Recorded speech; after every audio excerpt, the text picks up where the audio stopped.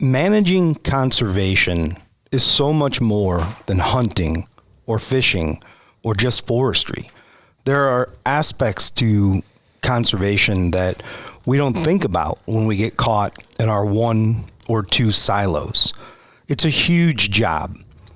People get caught up in what they care about the most, and they seem to forget about what matters to the rest of the 6 million Missourians. Today we're going to talk to the director, and we're going to find out what that job entails. We are going to talk about deer hunting, but we're going to talk about a lot of other aspects of this job as well. I'm Brandon Butler. I'm Nathan Shaggs McLeod. And I'm Jason Sumners. Welcome to the Driftwood Outdoors podcast. First podcast of 2026, so very exciting.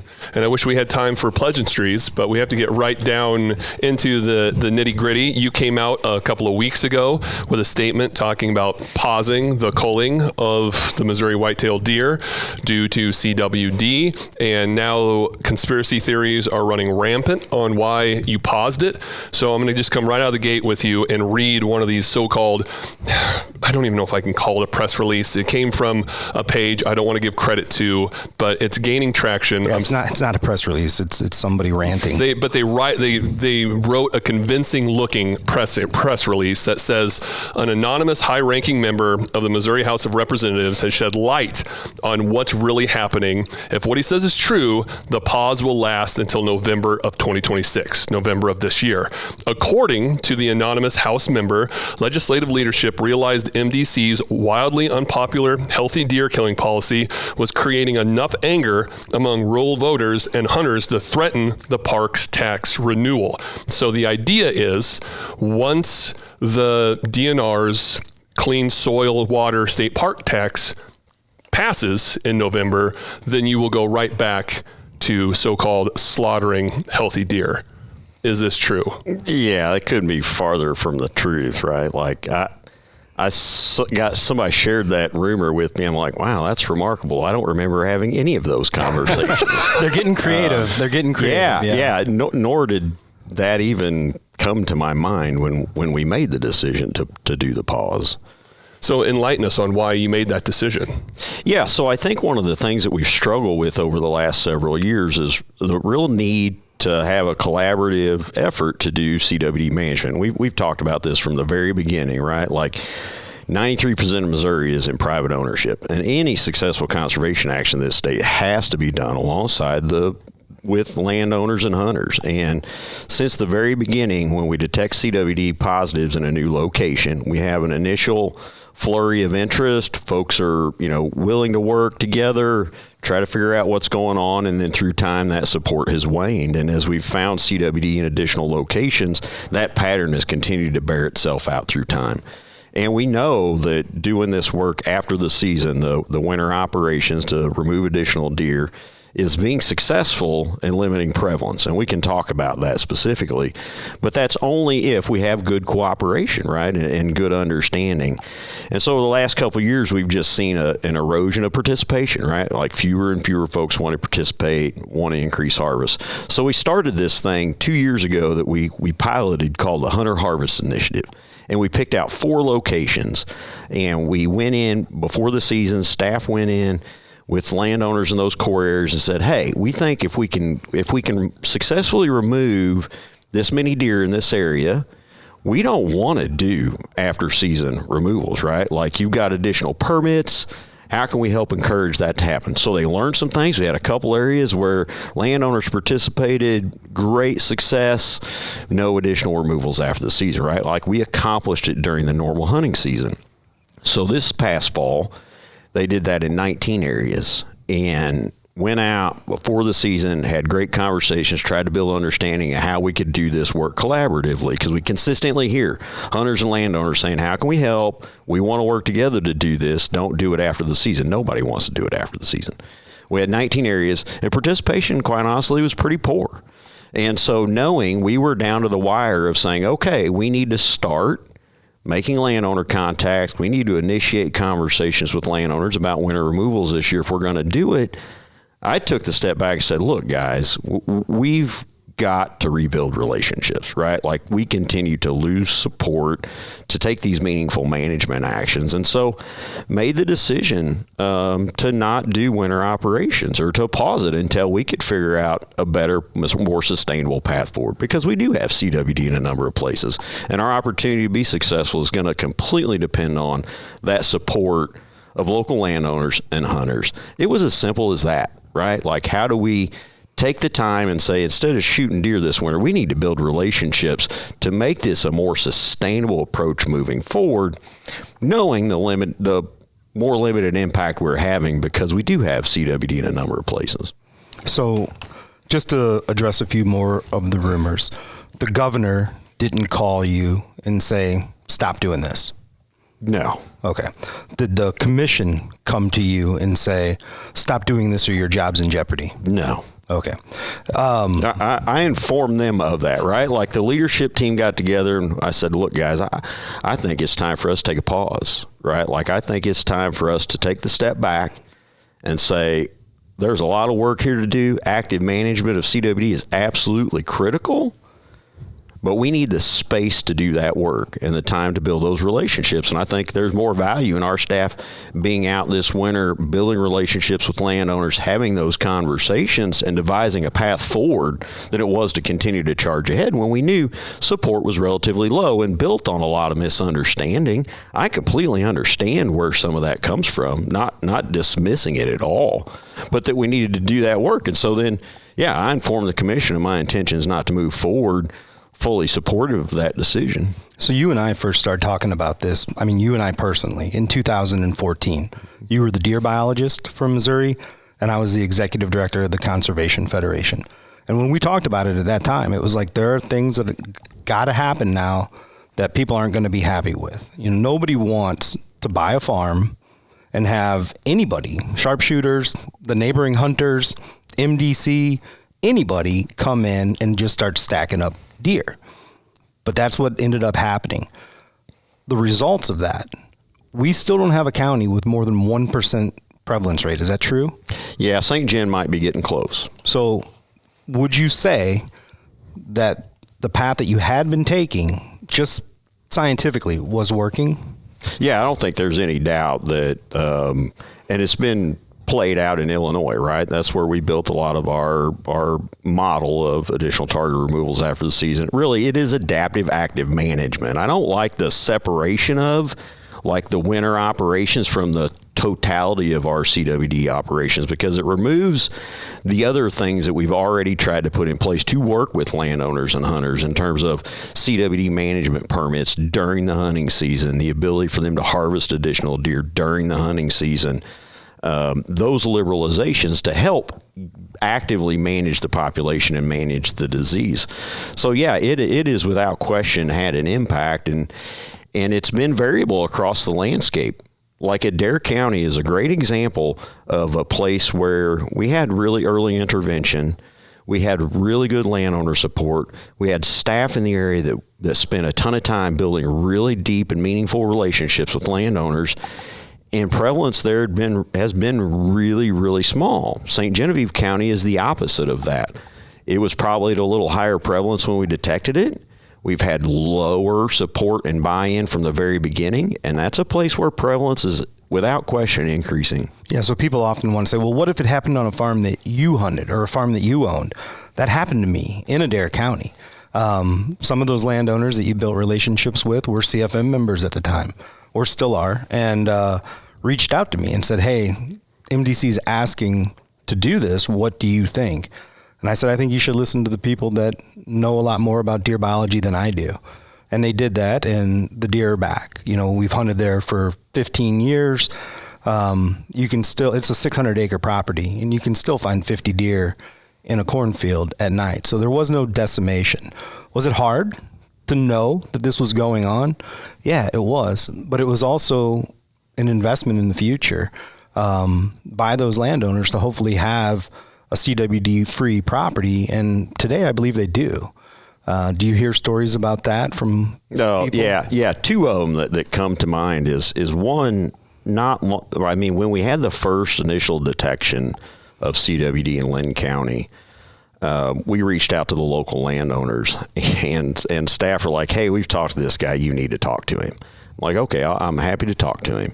He was an individual from Illinois who had owned land in northern Illinois where targeted culling really first began in an effort to manage CWD. And he bought land in Lynn County and happened to be on the adjoining property next to our first free-ranging positive, and next to clinically suspect animals too that end up testing positive. So it'd been there for a little bit, at least long enough to have sick deer on the landscape. And yeah, just the story, right, of like investing, this is life savings in buying a property and wanting to hunt. And so that from the very beginning. And then I'll tell this other story, and I don't think the guy will mind, but one of my son's football coaches, so the open letter goes out. He sends me an email. He's like, hey, man. He's like, I know you just been wanting to enjoy watching your son play football.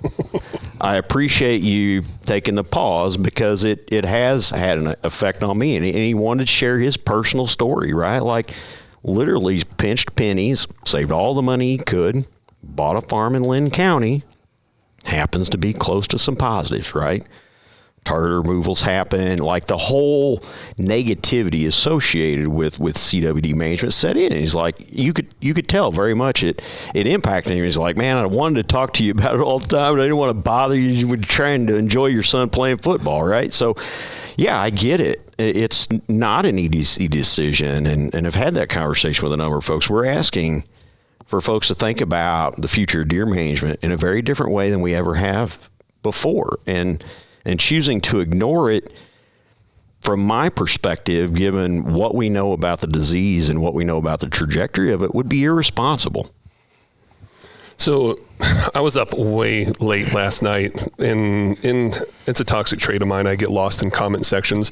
But going back to the misinformation that's going out there, I got tagged in a post because I was on there going, you guys realize that DNR, MDC, two different agencies, like that's not true. And one guy, Grant, said parks are separate from MDC, but not completely. The reason people are voting no, as in voting no for the soil and clean water and state parks tax, is because we have no vote against MDC. Basically just to prove a point is all. When we can only vote on one, but not the other, how else can a point be made? And I responded with, conservation isn't about spite or political tantrums. It's about protecting the land and resources for future generations. Voting no on the parks tax doesn't pressure MDC. It only guarantees real harm to Missouri's land, wildlife habitat, and public access. You don't get to call yourself an outdoorsman or conservationist while intentionally burning down one part of Missouri's natural resources to make a statement to another agency. So how frustrating is it for you being in this role of you listening to the public and the kind of the PR nightmare that the CWD culling has caused, and then them still finding excuses on how MDC is not listening to the public? Yeah, so I think there's a vocal group of people who likely are opposed to a lot of things that the agency has done through time. And we've done our level best to try to hear them out, to try to understand where they're coming from, to explain various perspectives.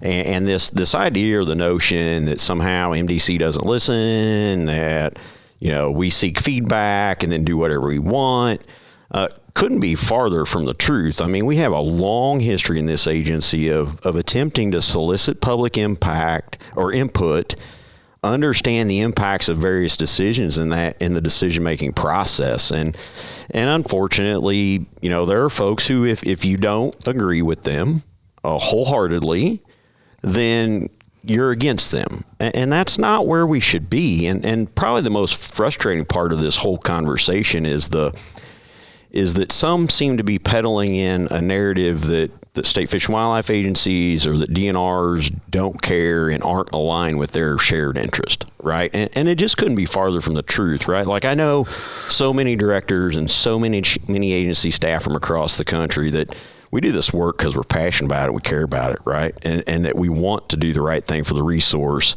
and do it in a way that encourages folks to be able to utilize and enjoy the outdoors. And so I think we've got to find ways to set aside some of these unnecessary differences that I don't think are truly driven by the work of conservation, but I think are just some of the societal issues that we deal with today.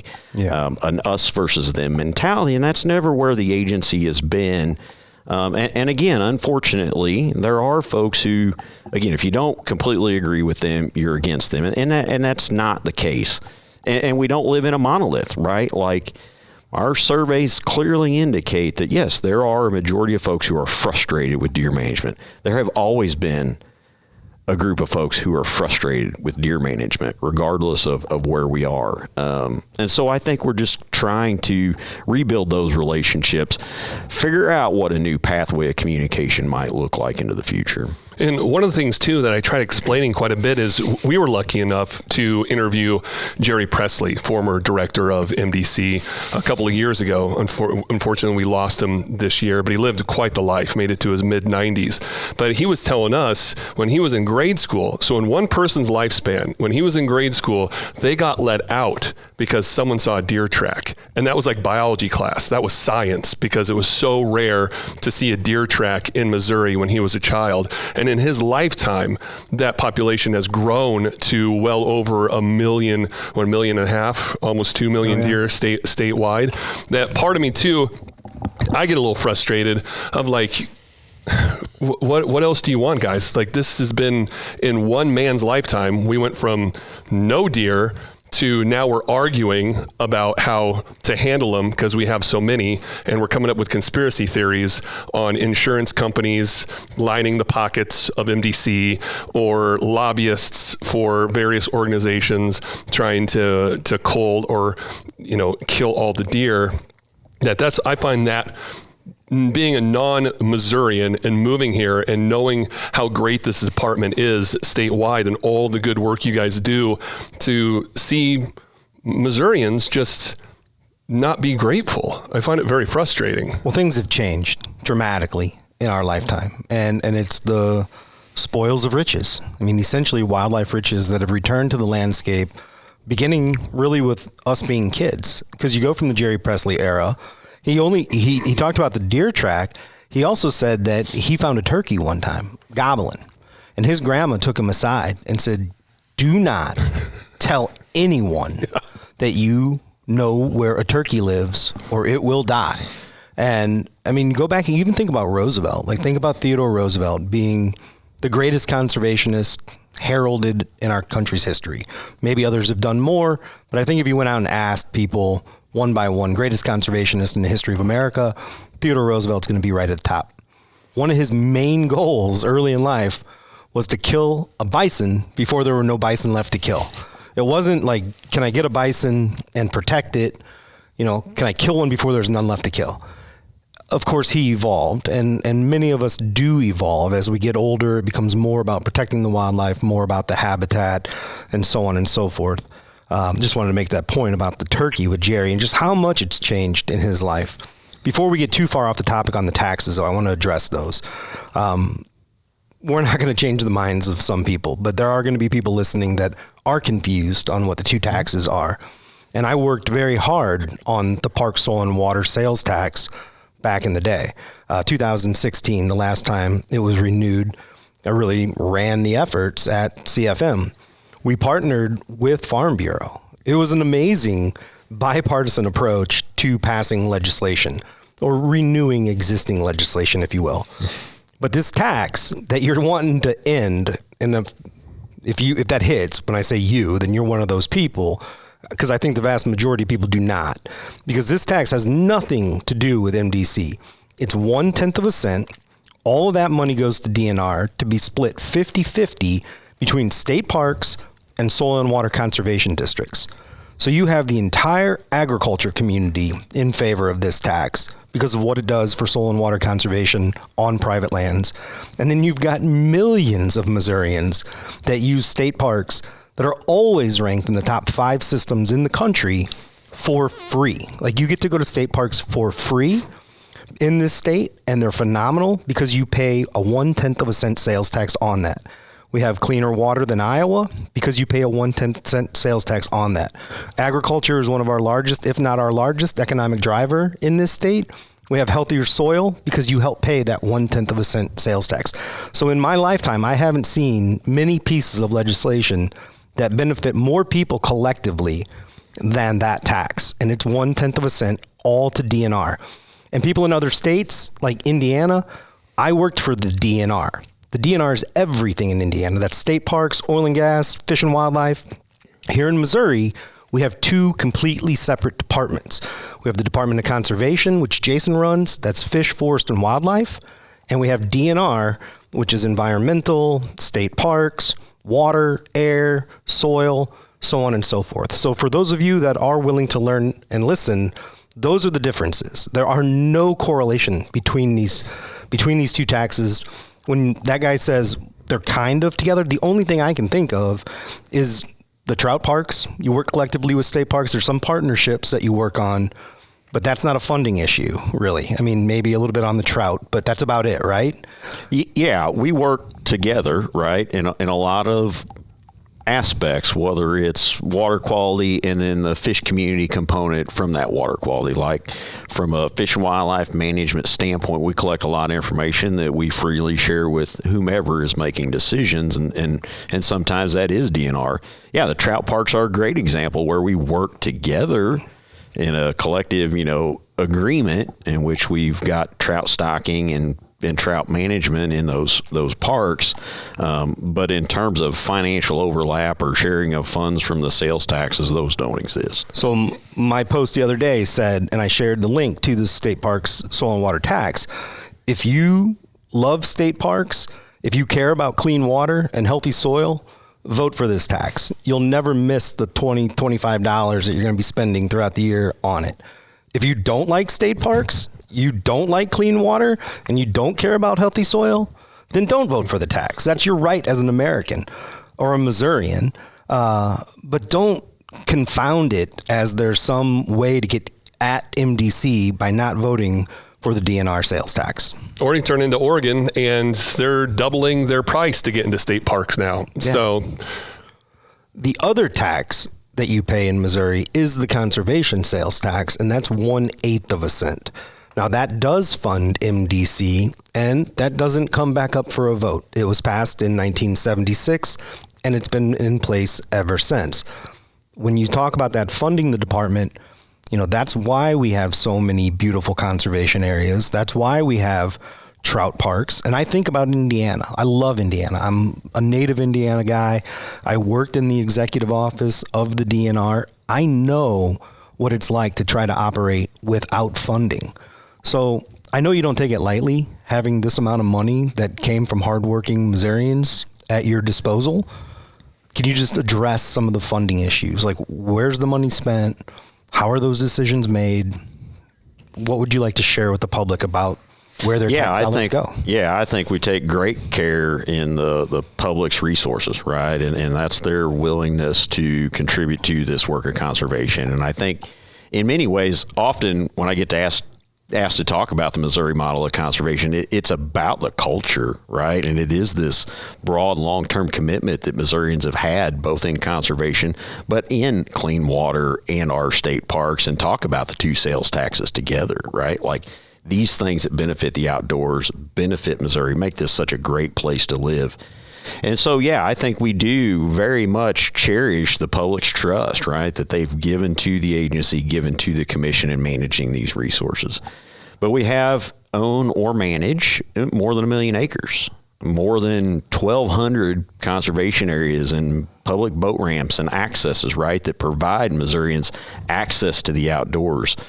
It is no small task to keep up with management and maintenance of those facilities to provide access and opportunity. We manage 9 warm and cold water fish hatcheries, right, that provide the trout for our trout parks and the springs and streams in which folks are able to pursue those, as well as the other warm water fish that folks get to go out and enjoy. I mean, there's world-class fishing in this state, right? It comes from long-term investment in monitoring those populations, but then also supplementing them with stocking as appropriate. And so it includes, one of the largest networks of intensively managed wetlands, right? We've got 13 intensively managed wetlands across the state. One of the big ones being Shell Osage. The current renovation there in excess of $30 million by the time you restore and renovate the wetland, get a pump system into that to sustain it. So many, many millions of dollars being invested in providing access to the outdoors for Missouri citizens, and then also trying to ensure that those resources are available to them when they try to go out and pursue them. So where does the funding come from for MDC? So the vast majority of the funding does come from the conservation sales tax. About 60% of our funds come from the 1/8 of 1% conservation sales tax. About 20 to 25% comes from federal funding. And that Pittman-Robertson. That federal funding is wildlife restoration and Dingell-Johnson sportfish restoration. And those monies are excise taxes. So for wildlife restoration, that's on ammo, firearm sales, archery equipment. There's an excise tax that goes to the federal government. The federal government then uses a calculation that's based on the number of hunters you have in your state and then reapportions that back out to the state agencies to use. There are specific guidelines on what kinds of things that money can be used for. And so effectively what then happens is the agency does work and then it gets reimbursed 75% for that work through wildlife restoration. And Dingell-Johnson, which is sport fish on boat motor fuel, those kinds of things, is very similar, right? Like accesses, cap lake agreements, those kinds of things are supported by sport fish restoration dollars on a reimbursement kind of effect. And then there's, of course, license sales and tags, which are smaller. But in the grand scheme of things, I mean, we all know that there has been some federal money that has been applied to CWD research and management. There was an act in Congress. The U.S. Congress had an act. This isn't something that's unique to Missouri. The money that Missouri has received from CWD or for CWD management from the federal government, how big of an impact has that had on the bottom dollar of your budget? So it's not had any increase in our budget. What it is just us asking for reimbursement on different work than we would have asked for otherwise. So prior to the emergence of CWD on the landscape, we would be getting reimbursed for habitat work, population management studies, whether that was on deer or on elk or turkeys. With the amount of staff time being spent on CWD management efforts, we chose to apply that to the wildlife restoration grant and seek reimbursement. It was no new money into the agency. There at one time was money into the agency from the federal government related to CWD. So after the discovery of CWD in Wisconsin, there was some federal money through USDA Veterinary Services to help pay for testing. And that happened through like the early 2000s through 2012, and that funding stream completely stopped. There was a little money left in the program to help with USDA's implementation of the herd certification program for captive cervids, but funding to State Fish and Wildlife Agency stopped at that time. But that's the same time in which CWD began to emerge on the Missouri landscape, right? And so we used agency dollars generated through permit sales or sales tax revenue to fund CWD work through that whole time. So there was no money. That was not the incentive to do the work. Believe you me, I would much rather us not have CWD on the landscape. We are not doing this to make money. In fact, there's a lot of opportunity cost. Mm-hmm. Because staff are now like, okay, you paused it. We were going to spend the winter doing targeted removals. We're now going to do habitat work, right? Like, so folks will see a push of habitat work, of engagement with the landowners to try to get habitat work done that had been slowed down over the last decade as a result of that. But you mentioned Congress taking action. So the CWD Research and Management Act, I think it passed in 2018, 2019, somewhere in that time frame, allocated about $70 million annually for CWD research nationwide. And so inside of that, there were some criteria laid out as to who they may favor in that funding decision, related to your active management, to the amount of additional positives that have been detected on the landscape, that kind of stuff. We never have received any of those additional funds. So that is money above and beyond. But a number of states supplementing their permit revenues with this additional funding have been able to use that to do additional surveillance, to detect the disease, to better manage and understand where it was on the landscape. And so it's been put to good use. But it's important to know that that $70 million is split between free-ranging wildlife and captive cervids. And so effectively only about 35 million of that, less than 35 million of that is being distributed out to the states. So if you look at 48 states in the continental U.S., it isn't very much money coming to state agencies to do CWD work. So a lot of the narratives around it's only because of the funding, it's only because of the additional source of revenue that they're doing it just doesn't bear out with the reality. Well, the follow the money crowd, there's one person in the state that just loves to try to print documentation of money that MDC spent, but with no reference as to how that money was spent. I've been called a bought and paid for lobbyist during my time at CFM and MD. I'm like, we've never taken money from MDC. And they're like, well, right here, there's a line item, $150,000. 100% of that was passed through to share the harvest. They don't want to talk about that $150,000 went from MDC to CFM to processors so we could give deer meat to people in need of deer meat. So yeah, there's $150,000 in that line item. Can you explain it in 30 seconds and make 95% of the people go, oh yeah, makes sense? Yes, but that's how misinformation is spread. If somebody takes something and twists it and tries to make it into something else. So for those of you that are willing to listen and are willing to learn, if you see those numbers, ask what they were for. Ask what it was spent on. Why are those partnerships in place? Who is benefiting from it? Please don't just believe this person that continues to print this misinformation and try to feel some sense of celebrity by turning people against the department that does so much for them. That's a good point. And I feel like, should we take some questions off the social media? We asked people for questions, and they did a really good job of submitting them. So I'm going to start with one that sent us a private message. And he goes, here's a question for Director Sumners. I'd rather not post publicly because I'm a supporter of your CWD management, and I'd rather not give the anti-MDC folks more bait. So he asks, if Missourians choose to do nothing to control the spread of CWD and elect to let nature run its course, can you give us an estimate on how long you think it would be before we start seeing populations decline due to high infection or mortality rates like they're witnessing in Northwest Arkansas, Southwest Wisconsin, and other places? Yeah, so what is beginning to bear out in a lot of places is this idea of a tipping point. And this tipping point is when prevalence reaches what appears to be somewhere between like 5 and 7%. When 5 to 7% of the deer in the landscape in a defined area are positive, the increase in prevalence accelerates pretty rapidly. What is also bared out, whether that's the 2015 study by DeVivo in eastern Wyoming on whitetail deer, or the recently documented work out of Southwest Wisconsin, or the Arkansas study, is that when adult female prevalence passes somewhere above 25%, so somewhere between 25 and 29%, that your population is beginning to decline. So that additional mortality from CWD is enough to stabilize the population. And especially if you add hunter harvest on top of that, you've removed the ability for the population to continue to grow. So in most places in Missouri, we again are very fortunate because we've been very active.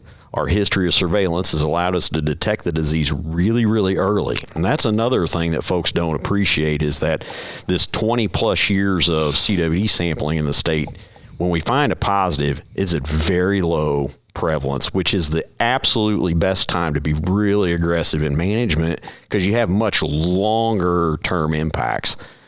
We hear like, well, if it was more than 1%, if it was 5%, then we would do something, right? We would feel motivated to do something. Unfortunately, your hands begin to be tied at that point because the disease becomes prevalent enough that environmental contamination builds up and the disease really begins to spread more rapidly, that controlling prevalence becomes really, really problematic. I think 15 to 20 years, quite honestly, is the length of time after you probably pass that 5% that you get to the point where it is noticeably impacting the population. Again, all dependent upon harvest pressure, what the demographics of the population looks like. So it's kind of hard to make a meaningful prediction, but that's what my gut tells me based on the modeling stuff that we've seen.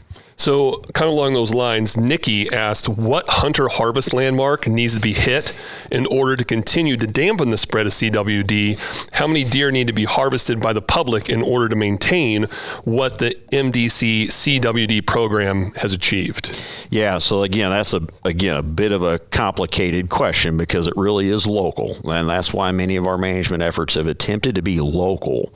Some of the regulation changes are broad scale, right? Like trying to not do things that make the disease worse, trying to set hunters and landowners up where they can take management actions on their own that help slow the prevalence of the disease.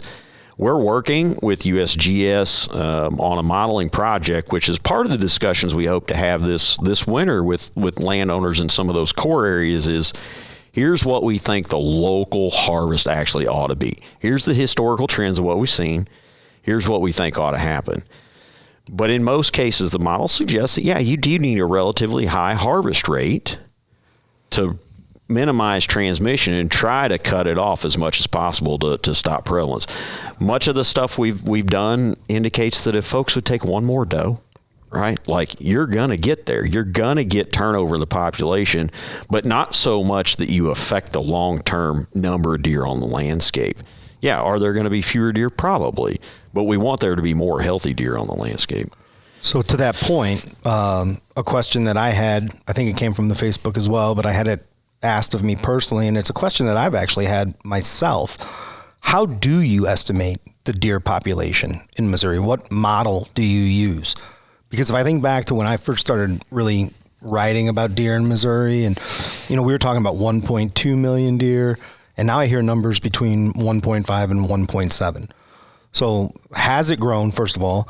And two, how do you know that? Like, what modeling system do you use to know that? Yeah, so in a lot of ways, we do have a very simplistic kind of accounting style model, right? Like, we have a baseline starting population estimate. We have estimates of survival for males and females, age specific. And then we have harvest, right? We got the telecheck harvest in which we know sort of what proportions of the population are removed each year. And you can model that out through time in a very simplistic way, which gives you a trend. We also look at hunter attitudes. Hunters will tell you what they see and what they perceive as the deer population in terms of it increasing, decreasing, or staying about the same, right? Are there too many, too few, about right? We do the same with landowners. So we specifically survey landowners as to their observations. We follow trends in deer vehicle collisions, right? Like, is that trending up? Is that trending down? These things are all sort of scale dependent, but you're just trying to put all these pieces together to get a trend. You could go in and do much more intensive, localized population surveys that would cost literally millions of dollars to conduct to get a number and a confidence interval around it. But what we know is that through harvest regulations, small adjustments, we are looking at the trajectory of the population. And so how many deer would we need to have to sustain an annual harvest in the neighborhood of 300,000? And that's where you get to that 1.5. But in some places, the population is clearly increasing. And so it's probably more than 1.5 for that population to be increasing. Statewide, we've seen some very different things across the state. We have more deer in South Missouri than we've ever had. We probably have relatively stable to, in some cases, fewer deer in North Missouri, which is a huge flip from where we had been. And so that total statewide population number is quite honestly pretty irrelevant. It really is what is happening locally. And so we try to model out those trends in local populations, local hunter success rates, right? Like how many trips are they making? How many deer are they actually killing? Trying to understand what their preferences are that might be impacting what those harvest totals might look like. So it's a complicated way to say it takes a lot of just kind of experience and understanding and digging into the subtle nuances of the data to understand the trajectory of the population. I definitely want to talk about the misconception of the Ozarks and how good the deer hunting actually is down there, and a whole big conversation about non-residents. We'll get to that. But you brought up insurance. That's another thing that comes up regularly, that the insurance lobby is the reason that you did this. The insurance lobby is driving the reason why we're letting non-residents hunt here, so on and so forth. This is a CWD narrative. Like it's follow the money, insurance. Now, I will say, when I worked for the DNR in Indiana, and we're talking 2008, 2009, there were insurance companies around. Like they brought up the fact that, fewer deer collisions would mean fewer dollars put out on their part. So I want to ask about that. But I also brought this up on social media, to which I got a really good response from a guy. I said, well, if you think, automobile insurers are upset about deer, what about the agriculture community? And he brought up crop insurance, and that in some agriculture circles, there's actually, almost like a no fail crop insurance policy that's available that you can get against, loss by wildlife. So one, I guess on both of those, I just want you to address both of them. Do you ever hear from insurance companies? Do they ever reach out to talk to you about deer numbers or potentially trying to have fewer deer? And two, have you seen any shifts in agriculture? Because I know for a long time, agriculture was the ones really trying to drive down deer numbers, which, hey man, if they were eating the money out of my hand, I'd probably want to do that too, So has that shifted in agriculture? I guess insurance across the board, auto insurance, agriculture insurance. Yeah. And I'll be quite honest, I don't know much about crop insurance. I don't know either. I don't know what they can or can't claim, right? But yeah, I'm happy to talk about that as well. So yeah, personal story, right? Like I interviewed to be a private lands deer biologist back in mid 2008.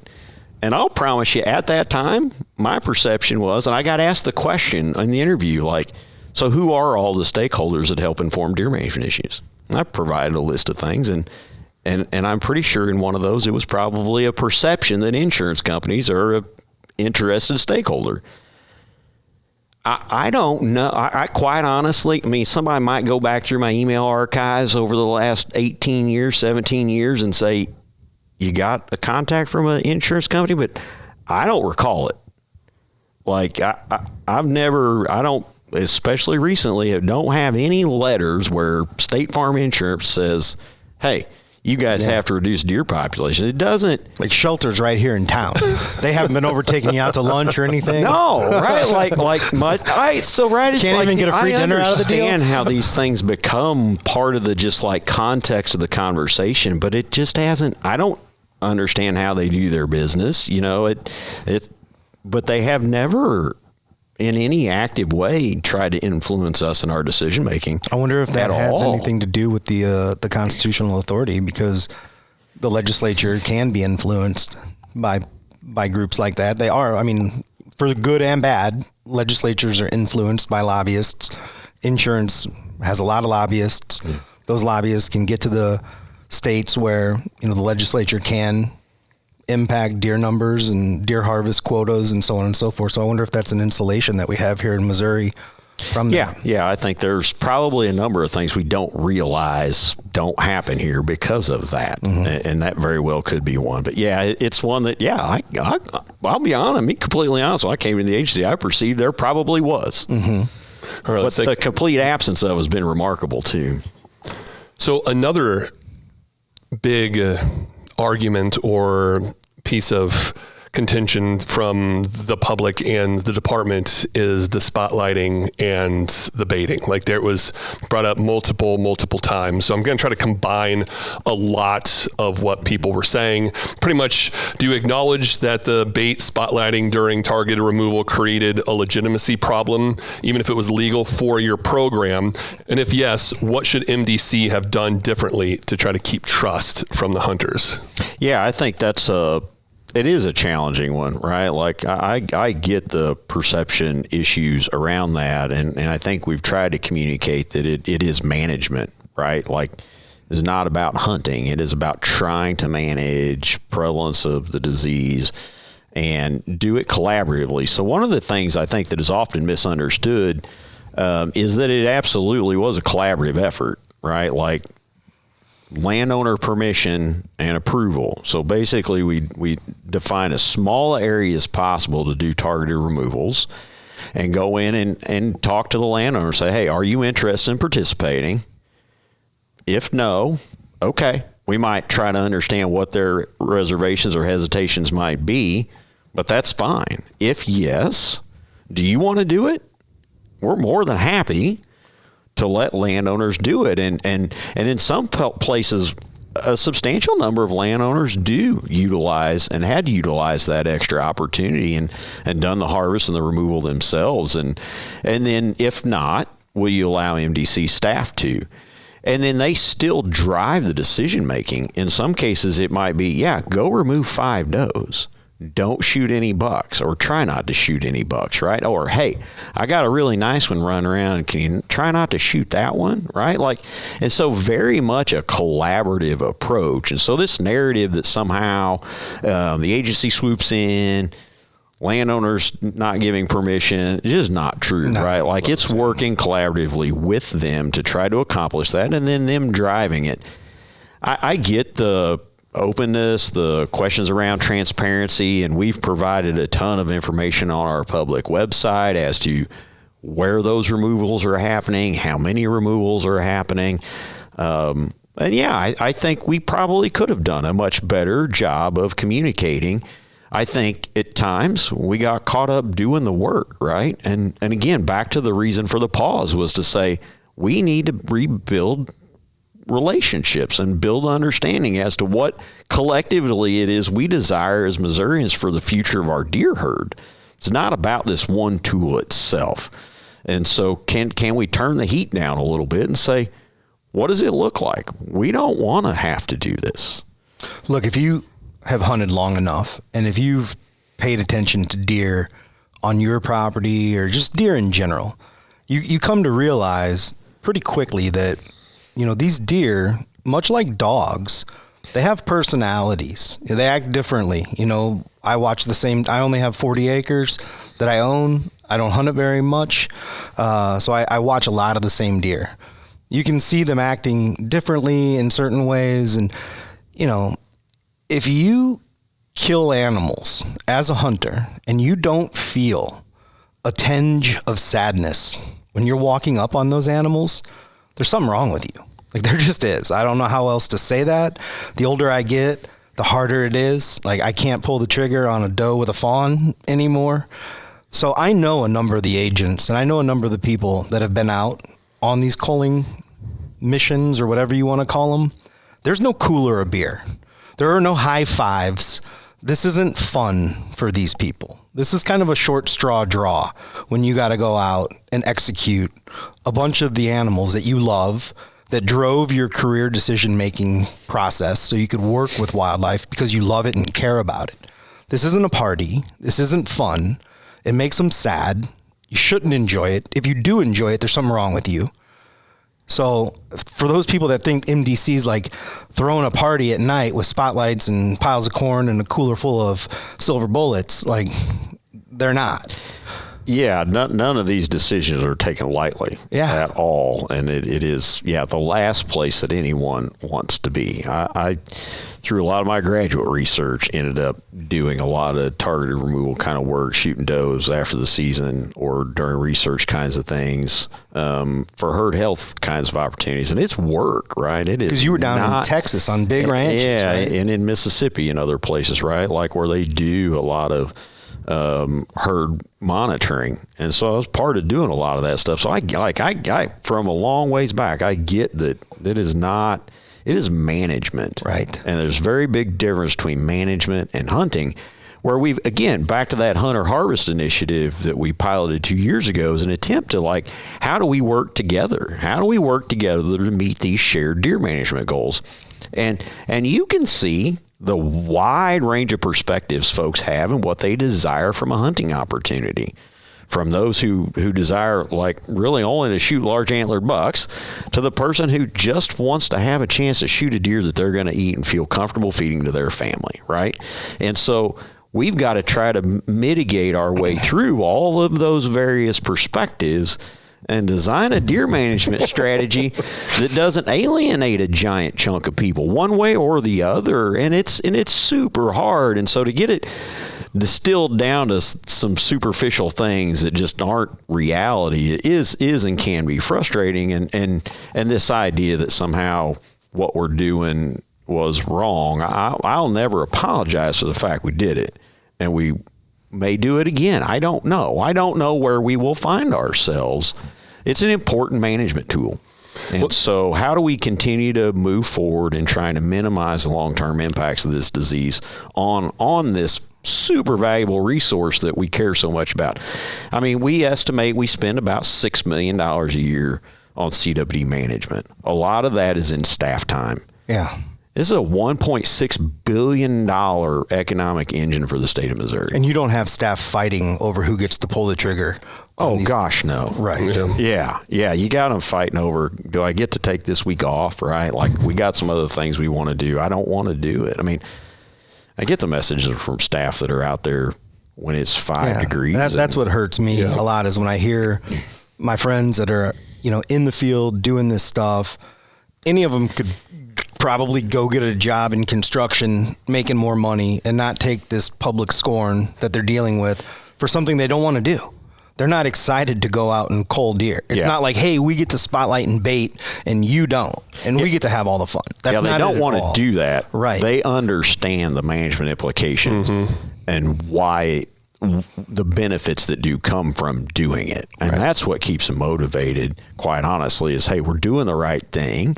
We're trying our best to minimize the impacts of this. I've heard from a lot of staff that are like, this is important work. Managing CWD, actively managing CWD is important work. How do we go about doing that into the future? Yeah. What does this look like? And you talked about, I'll go back to you talked about the behavior things.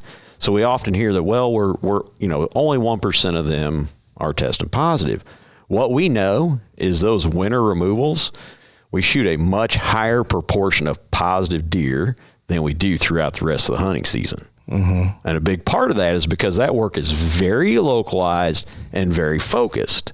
More recent genetics stuff has demonstrated that if a female is positive, her offspring and her related female individuals that are in the area are also much more likely to be positive. And so there is that very localized thing that is happening with those social groups. And the other behavioral thing that's really interesting, if you look at the research that has come out of Wisconsin, in which they caught deer, they put radio collars on them, and they did tonsil biopsies to determine whether they had CWD or CWD had not been detected. And they followed them through the year, right? You get this annual survival curve. And I think the number for an uninfected individual, an adult buck, the survival was like 70%. For an infected individual, it drops off dramatically. But if you look at the month-by-month survival, where it really drops off is during the hunting season. Those deer are slower, they're probably less wary, and they get shot at a much higher rate. So when we talk about this additional management, we're talking about deer that are probably already just a little bit more susceptible to the disease. And so you're adding to the removals by getting after them pretty quickly, especially where we find ourselves in Missouri at very, very low prevalence. By the time we get to high prevalence, removal of those individuals and the totality of the population becomes far less significant. To go all the way back to the root of this discussion, we hear so many people say constantly, like, they're killing healthy deer to try to find sick deer. Now, my understanding is that's not what you're trying to do. You're not trying to take out 25 deer so you can find the sick ones among that population. The sick one has already been found. That's why you're there, reducing the number of deer that it could be spread to. Is that correct? Like, the goal isn't to see how many positives we can find right here. It's to reduce the number of deer in that area so there's a lower density so prevalence doesn't increase and then spread from there. The goal with any disease management strategy, regardless of what it is to figure out how you cut off transmission. Transmission of a communicable disease is the only way that you manage prevalence of that disease. And so by being very localized and very targeted, that's the attempt, right? Yeah, like I said, when we find a CWD positive deer on a property, likelihood of finding additional positives is those in that very small vicinity, not 15 or 20 miles down the road. And so that's why it is a very localized attempt to cut off transmission. And it happens two ways. One is that when prevalence is really low and we can remove as many infected individuals off the landscape as possible, we minimize the accumulation of these prions in the environment, where the environmental contamination becomes another pretty significant source of transmission of the disease. So you keep that from then having broader and more wide-scale impacts. But yeah, it is about disease management is about transmission of the disease and trying to do what you can to minimize that. Yeah, I'm just trying to be really clear here because I think this confuses most people. I think it's really at the root of why so many people are upset is they think you might go in and take 25 deer or 10 deer and let's say 24 of them come back not CWD positive. I think in their mind, it's like, well, oops, we didn't need to kill those 24. Like, we got the one. But even if it was 25 that are non-positive, you're still doing what you set out to do by reducing the number of deer there so the transmission doesn't occur. Yeah, exactly. And when you look at the normal hunting season, that harvest is occurring across the landscape, much more, uniform, whereas additional management, whether that's through additional harvest authorization that landowners get during the hunting season or after the season, is again intended to do that very site-specific thing. The other problem we run into is the imperfect nature of the test, and that the prions have to accumulate to a point where they're actually detectable. So there are a number of deer that get shot, especially in the core areas, that are infected with CWD. They're just not at a detectable point yet. And so the accumulation of the prions becomes a problem. Some of the more sensitive tests that have been created more recently and developed, we could probably go back and test some of those deer, and there would be additional ones of those in which the prions just weren't detectable. So you have this fall where there's this giant mixing of deer together. They're absolutely congregating. They're absolutely interacting. And then you have a removal that occurs right after that or during that time period, which you're removing those animals from the landscape, but are probably pre-testable. I'm going to jump in and steal Shags' turn. I know it's his turn, but you said the magic word there in prion, and some of the leaders of the misinformation campaign are like, prions aren't real. You can't show me a picture of one. A prion has never been isolated.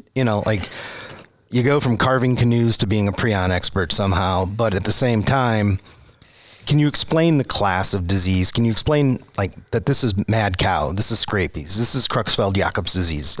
We know a lot about this class of diseases. What is a prion? What is the class of diseases? Yeah, so prions and the infectious form are a misfolded protein, and we do know that they exist in nearly every vertebrate. Many of them happen spontaneously, largely through age, right? Like Creutzfeldt-Jakob's, which we have prions inside of us. We have prions inside of us. Their exact purpose and function is still not well understood, but we do know that they exist. And so things like BSE, bovine spongiform encephalopathy, right? So most of these are spongiform encephalopathies, which means that the misfolding creates vacuoles in the nervous system and in the brain that compresses those nerves, that ends up leading to them not being functional.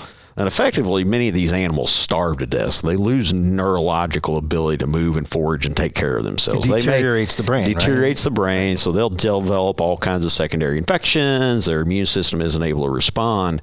The interesting thing that's very different than viruses and bacteria is that our body recognizes viruses and bacteria as foreign substances, and they attack that. They're designed to attack that. Our bodies aren't necessarily well designed to attack something that is part of our body, right? Like it is a protein that our body has created that these infectious prions convert to something that is no longer functional. And so again, it's well known. CWD falls into what is called TSE, so transmissible spongiform encephalopathies, which includes scrapie, which affects sheep and goats, in that they can transmit it from from live individual to another live individual. Like Creutzfeldt-Jakob's is a randomly occurring disease. And thank God it's very uncommon. But people die from it every year. So when somebody's saying prions aren't real, like you're insulting the families of everyone who's ever lost someone to that disease. Because it's very real, because they have dead family members from it. Yeah, they're neurodegenerative diseases, and there's no cure for it once it starts, right? Like that's known. Like, there's therapies to minimize, if we think about things like Parkinson's and others, right? Like the medical community has made leaps and bounds in terms of understanding neurodegenerative diseases, but there's no reversing it, right, at this point. And so much of the work has been focused on how do you minimize the impacts of it, how you slow it down. And I think that's too where it leads to some of the conversation about genetic susceptibility or resistance, in which there does appear to be some genetic makeup that makes individuals they're not resistant to the disease, but less susceptible to more rapid progression of the disease. But genetic things and genetic shifts play out over decades and decades, not over very short time periods when we're talking about wild populations. So I want to go back to communication, and I think we can all agree there was some missteps in trying to communicate with the public, but I was impressed with what you guys tried to do this fall when you went around the whole state holding open houses in a lot of the affected CWD counties. What did you learn from these rooms? Did that help you change how you wanted to manage CWD going forward? Did people show up? Attendance was kind of not what I hoped it would be. That's unfortunate. To be quite honest, it was low, but those that were there stuck around, had very good conversation with staff, helped our team better understand where some of the misunderstanding, where some of the confusion was. It absolutely informed some of the decisions that the commission approved in December related to removal of the CWD portion of the fires deer season. A ton of confusion that's existed around that. Some desire to adjust the youth portion when it comes to Halloween. Some desires, again, to kind of try to simplify regulations. We know they had gotten increasingly complicated, so how could we do that while still allowing folks to meet some of their deer management goals or some of their hunting opportunity desires? So, yeah, it absolutely is always informative. I never turn down the opportunity to talk to somebody, get their feedback on things that we could do different, things that we could do better. It may not inform a decision that day, but at some point down the line, it may help inform a decision. And so I just hope that we can continue to engage the public and they'll give us their meaningful feedback. Yeah, and that's one of I find the most frustrating is when we would post like, oh, they're going to be here, and then the comments are like, they're not going to listen to us anyways. Then you're just setting the department up to fail. Like, what do you mean they're not going to listen? They're literally they're having an open house, a town hall meeting in your city, and you're not going to go because they're not going to listen to you anyways. I find that so frustrating. And again, you're so bad about it. You're so deep in it. I believe that there's, a handful of real detractors that have personal axes to grind. They were probably ticketed at some point. Something got taken away from them. Something occurred in their past that upset them. Some of those people have made fake bot accounts, that's for sure. They comment 5 times on the same post using their 5 fake bot accounts. I mean, can you imagine your life being that sad? That's what you do. And I know for a fact that a couple of these people do that. So I don't think it's nearly as bad. I just take it personal. I'm a transplant from the Pacific Northwest, and just being here and using some of the mentor programs. Like I got to spoonbill fish for the first time. I mean, I had to buy a license, but the classes were free, and like all the nature centers, the nature school in Boone County, like all this amazing stuff that I find it so frustrating that I take it almost personally of like, what do you mean you won't go listen to these guys? Like they're trying to help, they're trying to listen, and we're going to get into even non-resident permits. You raise those, not good enough, and I just find it so frustrating. We paused the culling. Oh, they paused. It's never like, all right, well, yeah, they're finally starting to listen. They find some crazy conspiracy theory to go down, and I don't know. I'm trying not to get... They is a very small number of people. And I blame social media. I know it's my algorithm. I know I'm in it, and I'm commenting, and it's just feeding me more of it, but, I mean, it's just... The silent majority is out there enjoying... I hope you're right. They're out there enjoying the outdoors. They fish. They hunt. It's not their entire life. They do other things. But I truly believe in my interactions with people that the silent majority is still very grateful for the amazing state that we live in. Well, before we move on, this will be my final CWD question for you, because you're walking a tightrope. Because there were a lot of people that were like, let's follow the science. Let's follow the science. We understand the culling. We understand why we're doing it over bait with some spotlights and stuff like that. And now, what do you say to those that kind of feel like, well, now you're leaving us out flying in the wind, kind of almost feel a bit betrayed of taking hits online and stuff, trying to stick up for the department, and now you feel kind of like... So we're still following the science, right? Like the CWD is real. It does increase in prevalence over time. It does increase mortality of populations. It's likely going to create some unsustainable populations through time. If you look at what's happening in Arkansas, I think that's absolutely playing out is very true. Mm-hmm. Once prevalence rates get really high, it's going to drive the population down, or has the ability to drive the population down. So we're not changing any of that. We still need to do active management. We need to do active deer management, but we need to recognize that CWD is a part of that.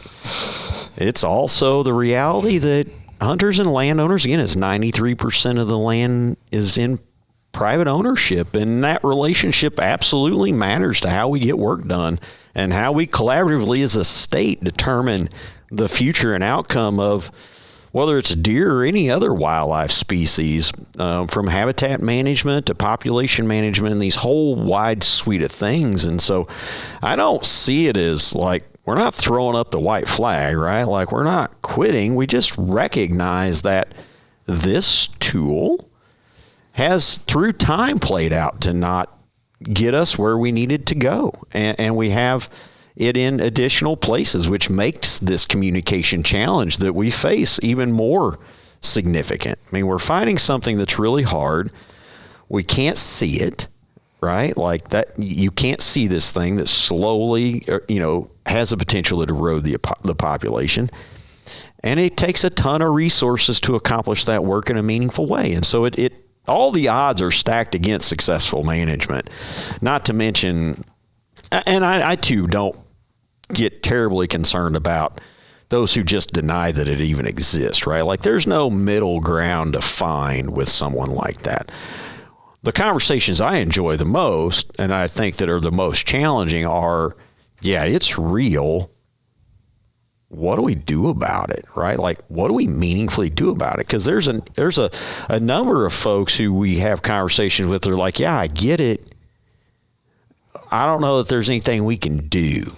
Right? Like, what's the meaningful actions? And so that's the productive conversations we're hoping to have. And we've spent the last 2 years, quite honestly, working with, I mentioned it earlier, USGS and some researchers out of the University of Montana, trying to better understand what some of these nuances about harvest management and about population management in the presence of CWD might mean to the long-term trajectory of that. So some of the work we're going to do this winter is going to be some real focused kind of workshops with landowners in some of those core areas and say, hey, here's a model. We call it the flight simulator, because you can pull the levers back and forth and say, what happens if we increase harvest? What happens if we, do this or do that to the trajectory of the disease? And then what's the perceived outcome with the population? What do you as a community value most out of this population? And try to find a new path forward. This is completely different than anything we've ever done in terms of trying to adapt to the modern reality. Harvest regulations only get us kind of so far this way or that way. So to me, it's about how do we engage in like real meaningful conversations that are headed in the right direction to build support. But ultimately, it's landowners and it's the Missouri community that's going to determine the fate. It isn't MDC. We're trying to use the science to project what we believe the challenge is and offer some solutions, but we collectively are going to have to determine what those are. Well, I was recently on a panel over in Indiana with their deer biologist, and I want to make a point that this isn't isolated to Missouri. This is something that's taking place across the country. I see posts about how horrible it is in Michigan. Today, a guy who has a captive deer hunting facility seems to be one of the leaders of, the anti-state agencies, and everybody in Tennessee needs to be fired. It's like, everybody in Tennessee needs to be fired. Everybody in Missouri needs to be fired. Everybody in Michigan needs to be fired. Texas, everybody. Texas has lost its mind. On and on and on. So I know it can feel lonely at the top, but you're not alone. We're not alone. Shags, you're not alone. We're going through this as a society. It's those of us that care about conservation. So I know it's not been easy for you. I know your wife probably looks at some of these comments and it probably hurts her. I hope your son doesn't look at them. I would hope that some people, some decent people that have maybe said things would think twice when they consider the fact that you're just one of us, you're just a family man that's got a job to do and you're doing it to the best of your ability, and your contemporaries across the country are trying to do the same thing. I asked Joe, the deer biologist in Indiana, what are you guys going to do? And then they said, we're not going to call. And I said, well, what does that mean? He said, it just means that we're going to learn to live with it sooner than you're going to have to learn to live with it in Missouri. And that's kind of where he left it. And I was like, all right, that makes sense. So, Yeah, no, I've known Joe for a long time. Our paths have crossed a number of times, and when Indiana made that decision, to just do surveillance, I understand that, right? Like, I get where folks are coming from. This is a gnarly challenge. Mm-hmm. One of the things that I do struggle with is this idea that learning to live with it is implied that we're going to do nothing. And I don't think that's the right approach. I think we do need to be trying to do things that minimize the negative impacts, that do try to encourage and slow down the spread, so we can ensure that the thing that we do have common ground, even with those who don't agree on our CWD management strategies, is that we care about a healthy deer herd, right? I mean, I don't think there's any question about that. That's the common ground. And so how do we sift through the other things that might be points of disagreement or points of contention and have those conversations? And so that's where things are headed. That's where I try to be pragmatic about where we are, right? Like this is not an easy disease to deal with, but we either figure out how to deal with it or it's going to deal with us. But I think we can do it together. And I tend to be a glass half full, a little bit more optimistic, but also kind of pragmatic about how do we find some of these solutions that will work.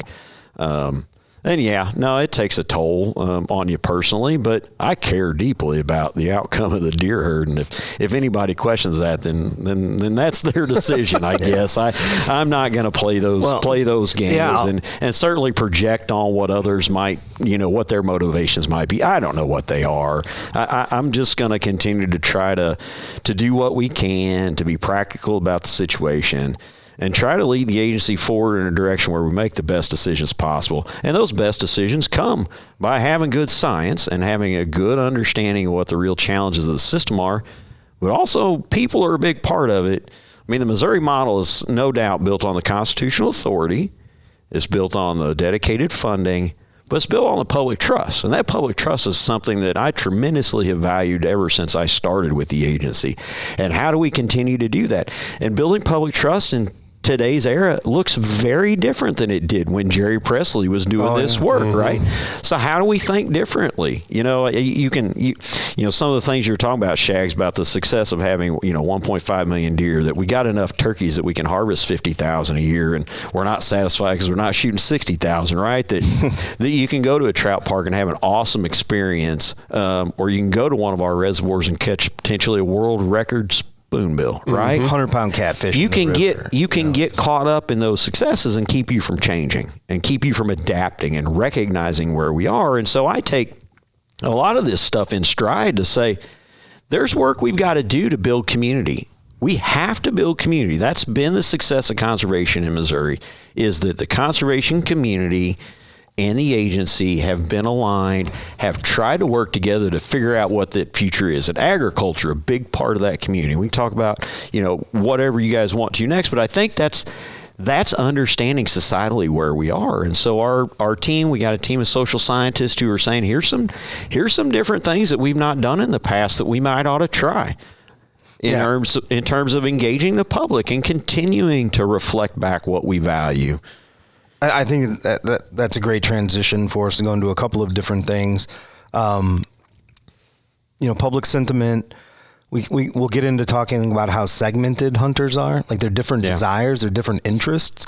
And a guy that, you know, I have so much respect for, and I consider a friend that I'm usually not aligned with, is David Westmoreland. You know David, and you know David likes you. He doesn't like some of the policies, and I appreciate that. Like, he can separate the person from the policies. But he had a great post when you had your statement about it, saying cautiously optimistic, and didn't come flying in here with a bunch of nonsense about the DNR sales tax in November and stuff. I respected that. He came to the meeting we had at Runge Center that was, you know, out there with the CWD deal that we did, and you know, he kind of put his foot on the gas after that in the opposition lane, you know, and put a bunch of stuff out there on social media. And then I get a message from him, a voicemail, and he's like, man, I just need to talk to you. He's like, how do you do this? Why do you do this? He's like, the things people are saying to me, you know, like he put his opinion out there, and then lo and behold, some people didn't agree, and they were rude, and like, so he got to feel what we get to feel. So we went and had lunch, and he's like, how do you do this? Why do you do this? And I said, look, man, you represent a very important segment of deer hunters, and I don't want you to stop doing what you're doing, because that's a representative democracy, right? You have your set of beliefs, this person has their set of beliefs, I have my set of beliefs, and then we come together and blend those into something that we can all live with. We all have to give up some. We don't get everything we want. We blend that into, you know, a collective and move forward with that. So I thought it was really great that he brought that up and asked me, and I said, don't stop posting, because as you're pulling in one direction and somebody else is pulling in another, then it'll balance out in the middle. And that's kind of where we want to be. We want to be where people are satisfied. They didn't get everything they wanted. It's not going to be like you're the only person hunting in this county for the rest of time, and there's a 170-inch buck behind every tree. But if you're not pulling in that direction, then it'll get skewed in the opposite direction. So if we can all just do that respectfully, I mean, that's what our founding fathers of this country wanted. And we've gotten away from that across society, not just in deer management. I mean, it's societal, and we talked about that a little bit. But, you know, just a shout out to David for being in the arena. You know, I have the arena, the Theodore Roosevelt Arena quote in my bedroom. I read it daily. You know, so be in the arena, be respectful. You know, you can be aggressive, but be respectful, and pull for what you care about, but be willing to accept what other people care about too. And I think that's where we find middle ground. Yeah, and I appreciate all those perspectives, right? Like I appreciate David's perspective in terms of where he is and the things he values and appreciates. There's a wide range of those, right? And we need to hear the thoughts and concerns of all of those folks.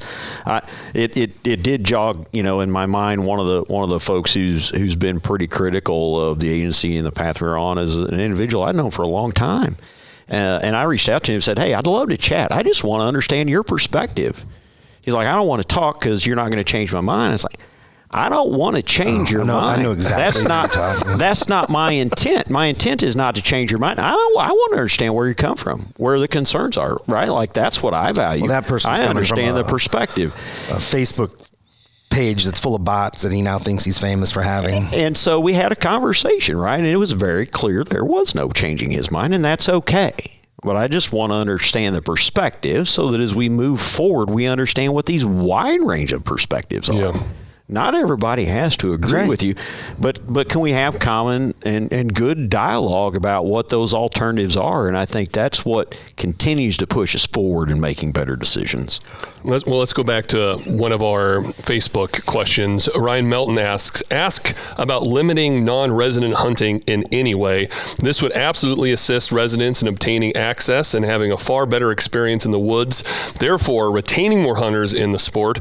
This would help on public and private land alike, with pressure on public and lowering land lease prices on private. Recreation farms are cheaper in southern Iowa than they are in northern Missouri, and that stems directly from non-resident restrictions. Put Missouri residents first. You've seen Tombstone, right?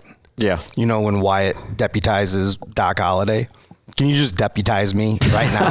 Can I just be in charge of this one? I've got it all figured out. No. Hear me out. No, that's a good idea. Here's what we're doing. So you did release a document that's floated around a lot about non-resident deer hunters. And it's pretty telling. It's pretty telling. If people haven't seen this, they can go on the website and find it. It's not hidden. This isn't secret information. The further you go north in Missouri, the more non-residents appear. And correct me if I'm wrong, but I feel like in some of those highest concentration area of non-resident hunters, it's almost 50% of the hunters. Is that right? In some of those Iowa border areas? Yeah, the northern tier of counties, right? Like if you go 2 counties deep from the Iowa border, there is without question a very heavy non-resident impact. Would you also say that the further north you go, the less public lands we have? Oh, without question. Yeah. Okay. You get north of the Missouri River, the proportion of public land is very, very small. So Shags and I both lost the mounts of the biggest deer we've ever killed in Missouri that were killed in Shannon County. And I'm dead serious about this. First of all, the quality of the deer running around in the Ozarks right now, they're great. I mean, put them up against the deer in the north and you're going to see some giants coming out of the Ozarks, just that you could easily convince somebody they were killed on the Iowa border. That hasn't changed. There's millions of acres of public land in southern Missouri. There's also much broader economic devastation in some of those counties down there. So they need that influx. So we need to change that narrative of there's no big deer in the Ozarks. You need to drive through the Ozarks to get to that Iowa line. I think there could be some effort made in just public education about how good the deer hunting is down there. But maybe if you ever do create some kind of limitations, you go, just like we talked about with CWD, you go to where the problem is. And if you put the limitations on, I apply, me, I've hunted 39 states successfully now. And I'm applying all over. I know what it's like, and I don't love it. We love that Uncle Steve comes every year. We want our family to come to Missouri and hunt. It's on private land. We're not impacting somebody's public access. But we have a wealth of resources in a part of the state that could sustain more hunters. There's tons of public land. And I'm not picking on Shannon County. There's, sunk lands, Mark Twain National Forest. I mean, I don't know. There's the Pioneer Forest. There's hundreds of thousands of acres in that one county. And that county is also one of the poorest counties in not only the state of Missouri, the country. Top 100 poorest counties in the country. So if it was ever made to be, you have to draw in as a non-resident in Missouri, could you just open up the Ozarks where a portion of the state is over the counter and you can do it every year. But in these much higher desired areas, even in Iowa, it's like that. Like I think I've got 5 points right now in Iowa because I know where I want to hunt, and it takes 6. I could go hunt other parts of the state that are only 2 or 1, 4, So that's I'm just throwing that out there. I think we send everyone to Pioneer Forest. We're sending everybody right around Echo Bluff. Yeah, you could put 25 people in a room as to how to resolve the non-resident hunter challenge, and you'll come up with 27 opinions as to how best to do that. And so, no, it absolutely is real, right? Like when we look at the historical data, so through the early, quite honestly, from 2008 to about 2015, we were at 20 to 25,000 non-resident firearms deer hunters. And that number really was staying pretty stable. In 2017, 2018, that number it's been year over year, a steady increase where, it was 45,000, right? Like, so there is no question that we've had increased participation. Concerns, right? Like the limitations associated with that have economic impacts, that they have impacts to rural communities. They have direct impacts to a landowner who gets kind of premium lease opportunities because of the permits that are available and the ease of that. What we found early on, we did some survey stuff back in around 2012 or so, 2013.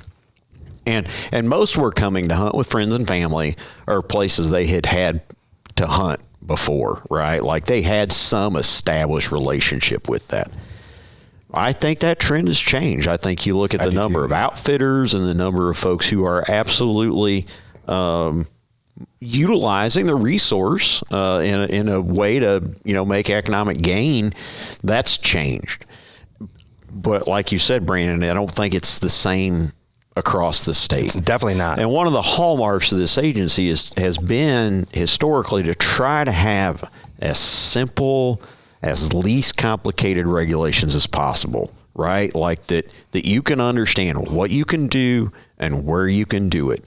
And regulations in a lot of other places aren't that way. And so I'll acknowledge there's been a bit of a hesitancy from the agency to adapt some of these things that are much more complicated to implement, and that might lead to folks then figuring workarounds, right? Like there's ways that folks will always try to game the system if they possibly can. Well, there's a failed TV show host doing that right now who's one of the big outspoken people.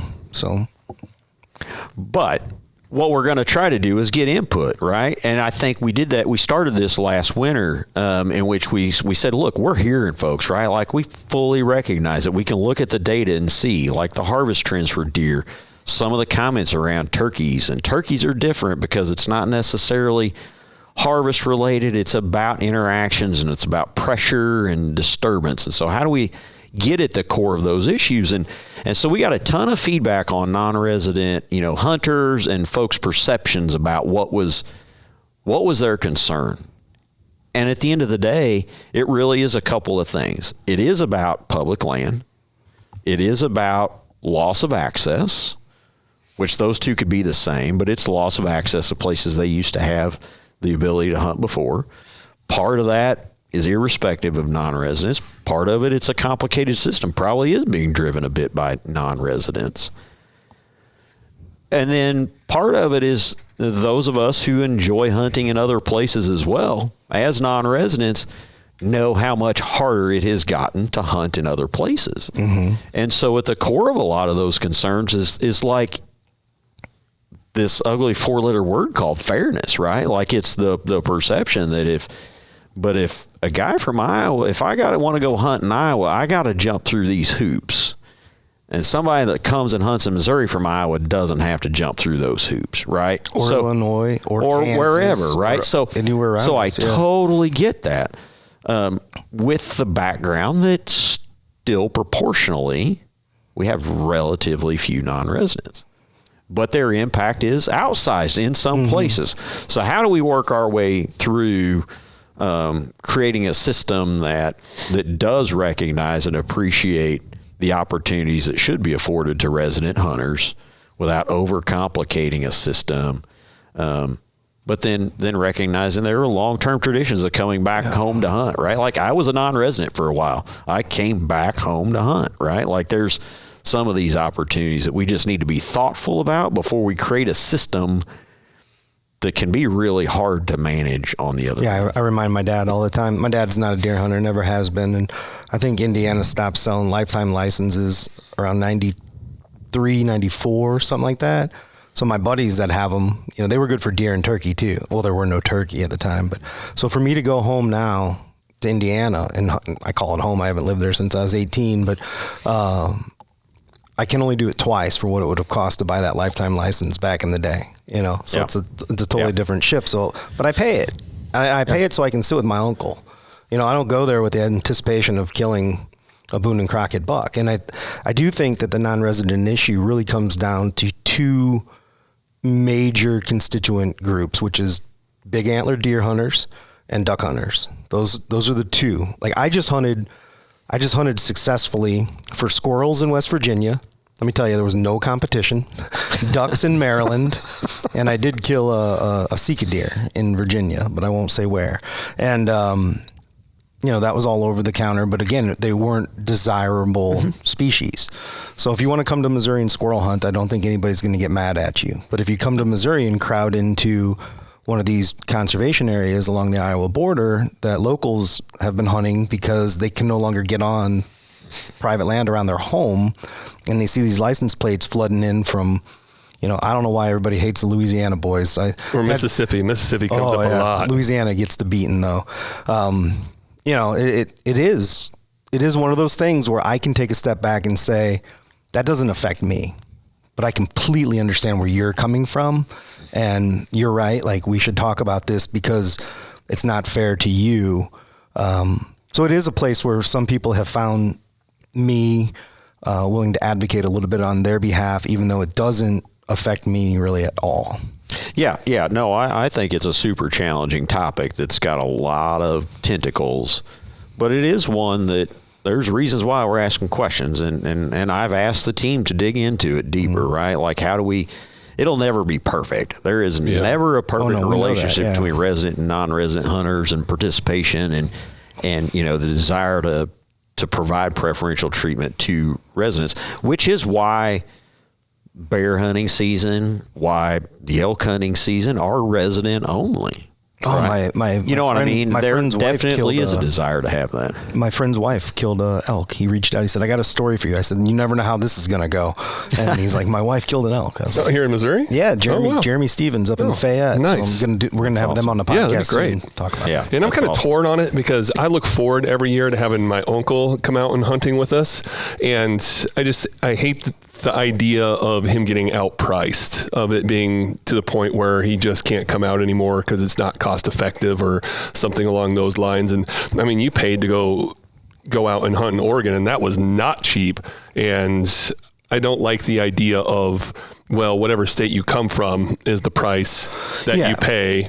And we're blessed to have this conservation sales tax, and there needs to be some benefit that comes with it. And more affordable licenses and more opportunity are two of those benefits that I don't think you take lightly, and I don't think that most people want to see go away. They just don't want competition in their backyard. And it is, you nailed it. I mean, you said outfitters, so you're paying a little attention. You said outfitters, you said, the people that are coming from certain states, the lease prices. I mean, I got a buddy that called me the other day. He said, and he's well off. He's, retired with family money in his early 40s, and he's got a friend in Florida. He's like, I got $15,000. Find me a lease. And I don't even know where I've never leased in my life, so I don't know where $15,000 goes, but it sounds like a lot. But then I started talking to a few people that do it, and they're like, in some of the best areas, you can pay $50 an acre at this point. And now you got 10 guys in Unionville that used to hunt this 1,000 acres when they could knock on doors. And now some dude from Florida and a dude from Indiana are going to come for a week a year, and nobody else can hunt that property. So what does that do to the management? What does that do to perception? And those people are going to get mad at somebody.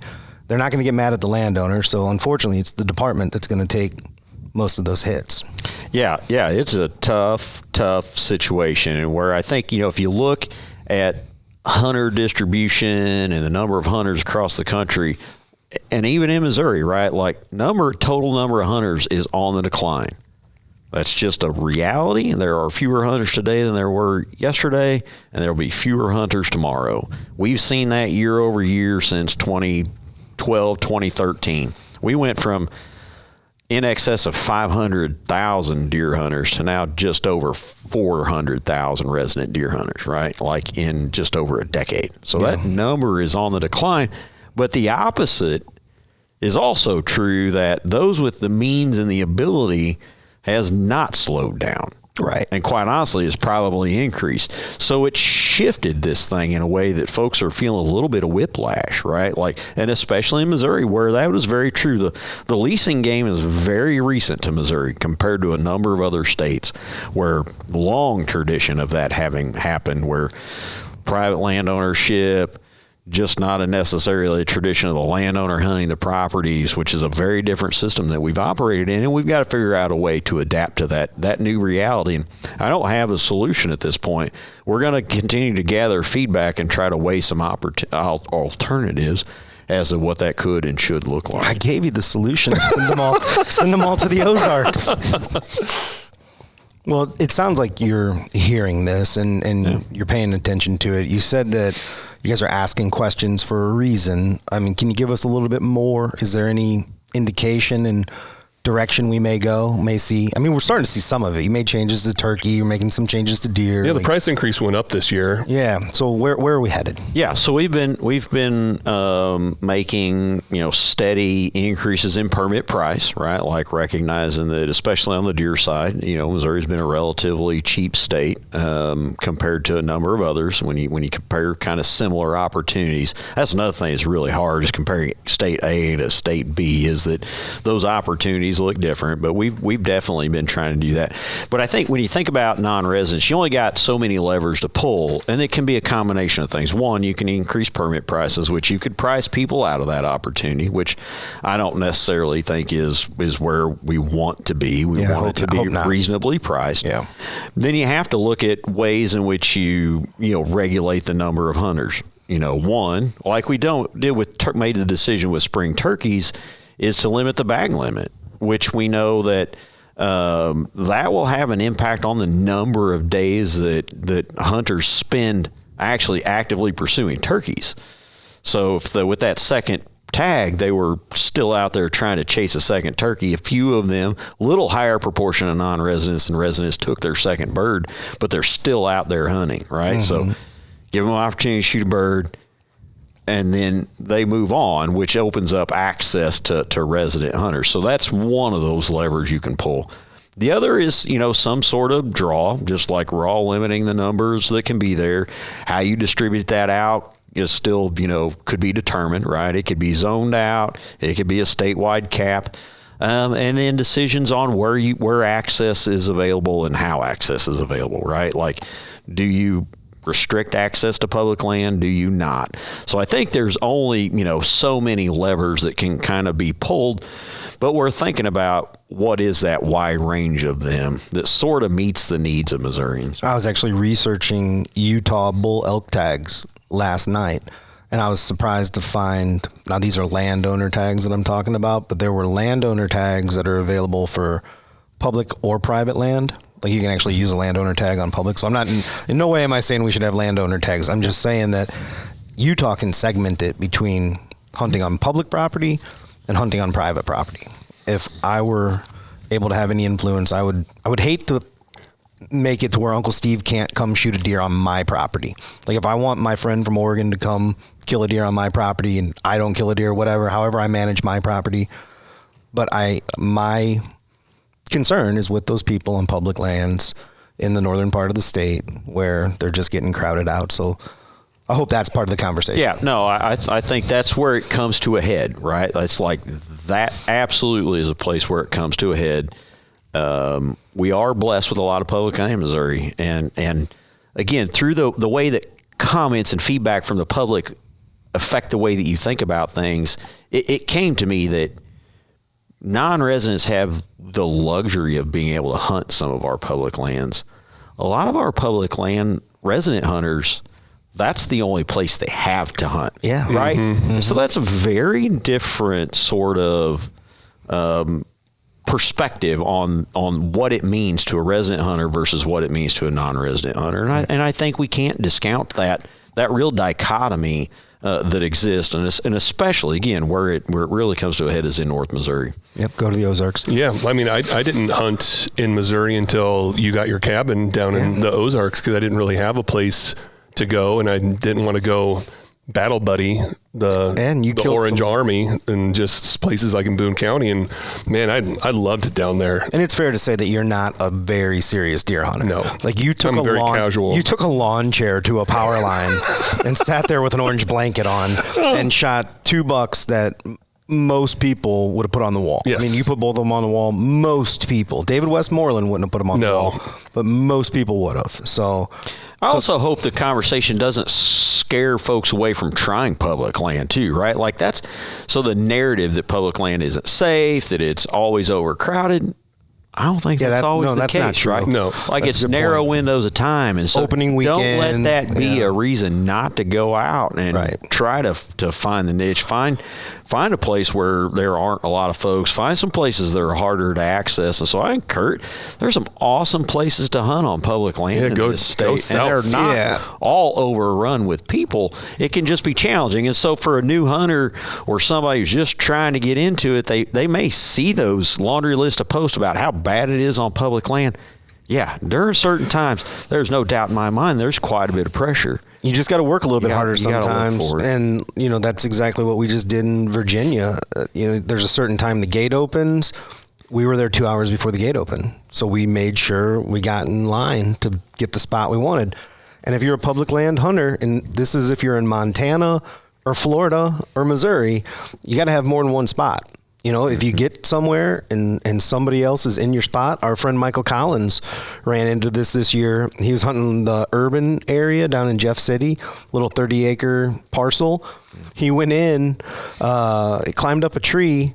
Some dude comes in at daylight and starts yelling at him to get out of his stand. And Michael's he wasn't a climber. He's like, it's not your stand. Like, I climbed this tree and put this stand up a half an hour ago. And the guy's like, oh, well, okay, there's my stand over there. Well, you need to get out of here because, first of all, it's illegal to have your stand there permanently. And the guy's like, you have to go because this is my spot. And it's like, and Michael was very polite and explaining, no, it's not, sir. Like, it's not your spot. It's public land.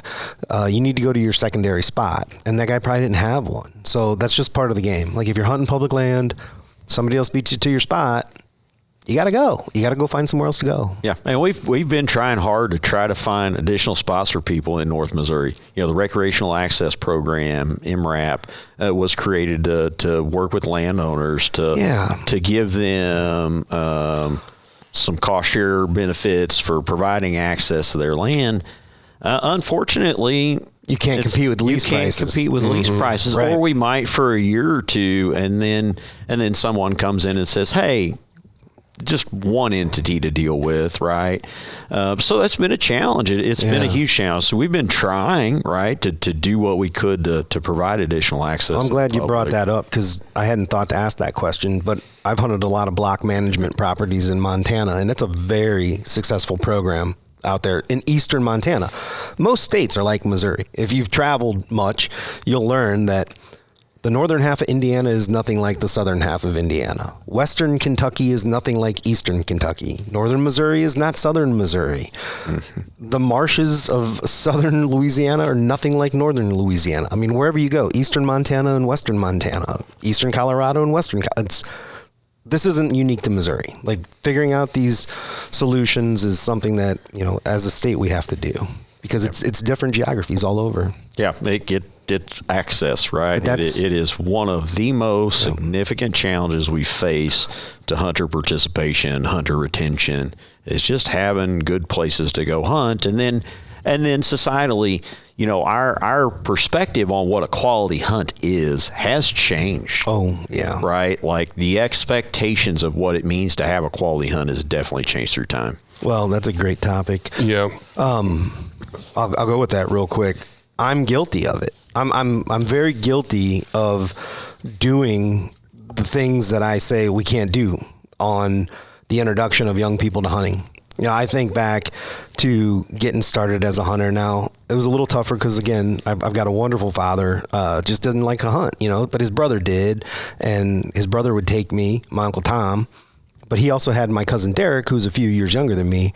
So, like, my experience was, okay, you follow this fence row until you get to that fence row, and then the stand is there, and don't get out of your stand until I come get you. You know, while he was sitting with my cousin Derek, it took me 4 years to kill a deer. I mean, and this is northern Indiana, right off Lake Michigan, Chicago area. I mean, I remember being curled up in the fetal position on my stand, trying to stay alive, because I was afraid if I got down, he wouldn't take me next time, you know. My daughter killed a buck that's now on the wall on her first hunt. Well, she'd hunted the weekend, I guess. We had a heater. We had phones. I was watching a football game in the blind, you know, so I'm guilty of it. And then it was like, oh, Anna, here's a big one. Shoot it. You know, there was no real learning curve. There was no hardships experienced. There was none of that I went through, which I think is what has driven me my whole life to see what's over the next mountain or try to get that bigger deer, because it was so hard when I was young. And today we have an entire generation now of hunters that are into their 20s and 30s that have never known what we knew in the late 80s. And again, Missouri is a different animal than Indiana. I'm only talking from my personal experience, but there were not many deer where I grew up at that time. So you worked for them and worked for them. And now I feel like people think they should just fall over when you get out of the truck. Starts to sound like an old curmudgeon. Man. I mean, I have to admit. Yeah. But no, it's true. The perspectives have changed. And I'll tell you, again, back to a bit of a personal story. My son, been fortunate enough, you know, last fall he shot his first deer. It was an old buck.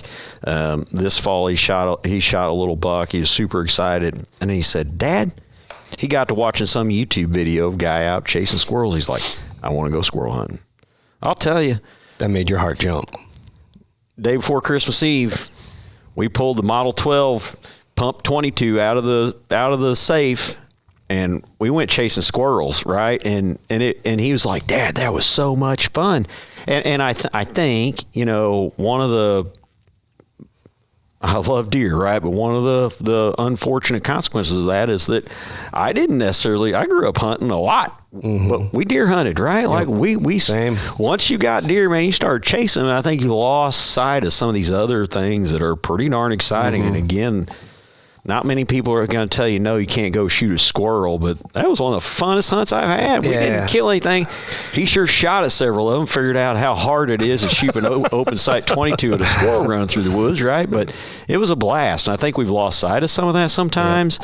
Yeah. And I blame myself for that, right? Like I didn't necessarily spend a lot of time squirrel hunting later into life. Got so obsessed with deer hunting that they lost sight of some of the other benefits, and so I'm excited for us to get out and chase squirrels. Well, we got a cameraman that's got a hard out here in about 10 minutes. So I got one more question from the Facebook page. We'll go to the mystery bait bucket, and then we'll wrap it up. Now, Braden, I think, was trying to be a little snarky here, but I think it's an important question. Then he goes, another good question would be, who does MDC work for? And this wasn't me. This is a Brandon from Facebook. And it's actually Braden, I think, Braden Judas. That I think he was trying to be a bit snarky about it, but I think it's a good conversation to have, because it's not just Braden and his echo chamber MDC works for as well, that you work for every Missouri citizen. And talk a little bit about how difficult that can be, from non-consumpting outdoors men and women to the hunters, to the fishermen, like trying to make everyone happy. Yeah, when's the last time a serious deer hunter worried about the birder that's out on the conservation area? The butterflies. Right. Yeah. Anybody that hears me talk about the department, like we talked earlier, will hear me talk about all the interest, right? Mm-hmm. Like, we work for the people. The people created this agency. The people have consistently supported this agency. And it's my commitment to try to continue that long legacy of working together. And so, yeah, we absolutely work for the people. And I think it goes back to the very initial foundings of the agency in 1936, when the citizens approved the constitutional establishment of a conservation commission. They convened a very small group of people, East Sidney Stevens. It included impacts from Ding Darling. Aldo Leopold had influence into those decision making. Starker, right? Like they said, what should a model conservation organization look like, and who should be the first director? The first director they hired, I.T. Bodie, had an extension background. He was from Iowa. He'd worked in extension. He'd recognized the impact of outreach and engagement to citizens and the public, and working with landowners, working with agriculture as a big partner in the work of conservation. Absolutely. This is the people's agency. And this agency revolutionized conservation social science and engagement with the public and understanding what it is they want and desire. We can't meet everybody's needs. I'd love to be able to. But we're going to work our level best to try to do that. But yeah, absolutely. So when folks don't agree with where we are, we don't just dismiss them. We try to understand what's behind it, what are the consequences, and what are the alternatives. But the crowd that says we the people crowd on these pages, they need to understand that we the people is all the people. Yeah. That's everyone. Mm-hmm. That's the people that don't agree with you. That's the people that don't deer hunt. That's the anti-hunters. That's the people that like to go birding and butterfly watching and foraging. Like, that's we the people. So the next time you write we the people, thank you. Thank you for doing that, because you're making it very clear that this is an agency that's responsible for the benefit of 6.3 million people, not you and the 10 people that think like you. Amen. So, Jason, you've been on here before. You're familiar with the mystery bait bucket. So we'll wrap this up if you reach in there. There's actually more than one in here. Yeah, I put in a couple in there for you. Come on, man. Amazing. Because last time you called me out, I was like, not going to happen this time. We try to make it easy. They may all be the same question, right? Yeah, this could tap over here. What's one outdoor rule you live by that isn't written anywhere? Dusty Shoemaker. Oh, man, I think it takes time to get there. I think back on some of the, questionable decisions I made in my teenage years that, I would scold somebody for today or try to have a conversation with a kid today. But it comes down to, ethics and doing the right thing when nobody's watching.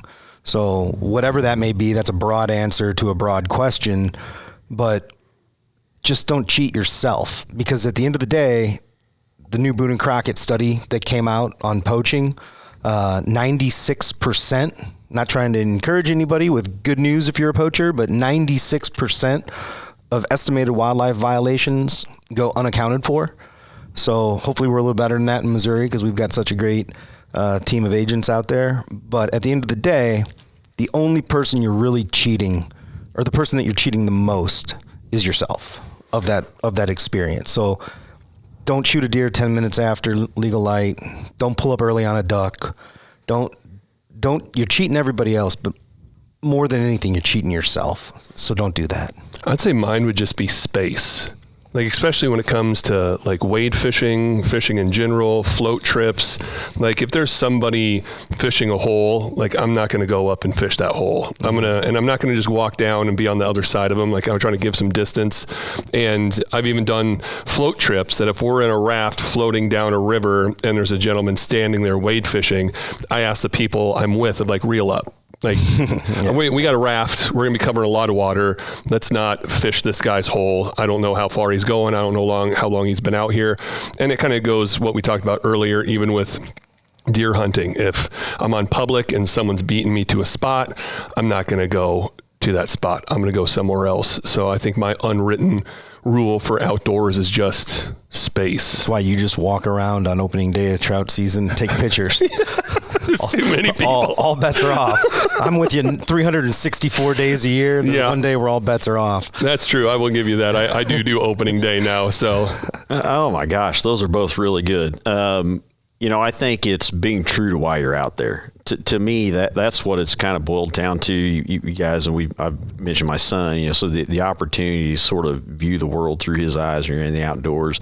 I think a lot of these conversations we get tied up into, we lose sight of why we're out there, right? Like, to me, time in the outdoors is about my quality of life, and being true to that, and not letting some of these other things then dictate whether that was a successful hunt, whether that was a successful fishing trip, whether it was a successful hike down the trail. Is just like understanding that, like, out there, because there's like something primal historic about us and our time in the outdoors. And your ethics thing brings to mind a trip I had with opportunity. My dad has not yet had the opportunity to kill an elk, right? Wants to kill an elk. And so we had the chance to go hunt in the flat top mountains with muzzleloaders, without scopes, right? Like all these other limitations in Colorado. And we were with a guide, and one of the only times I've ever hunted with a guide, which was a very different experience, but had a bull elk come in, and I knew my limitations on how far I was going to shoot. And that bull was 15 yards farther than I was going to shoot. Just far enough to tempt you, too. Yeah, I didn't do it. Yeah, out there telling you to do it. He's like, I can't believe you're not going to. I said, no, that's not why I'm here, right? This is about this experience. It's about spending time in the outdoors with my dad, spending time in the mountains, a place I love, right? Like, let's not lose sight of that. To me, that's the unwritten rule. I think some of these competition amongst individuals, some of the anxiety that's created around hunting and fishing is about some of these other motivations. But for me, it's just remembering that we spend time outdoors because it improves our quality of life without question. All right, man. Final thought, final cast of the pod. Yeah, I've been saving this one for the end. A friend of ours, Jeremy Flynn, he's got the Hunter podcast. His wife, Emily, worked for the department. I hired her. They're very knowledgeable hunters, very knowledgeable about deer. So I watch his podcast sometimes. And they had a question up on Facebook the other day, like, what is the most detrimental thing to deer hunting?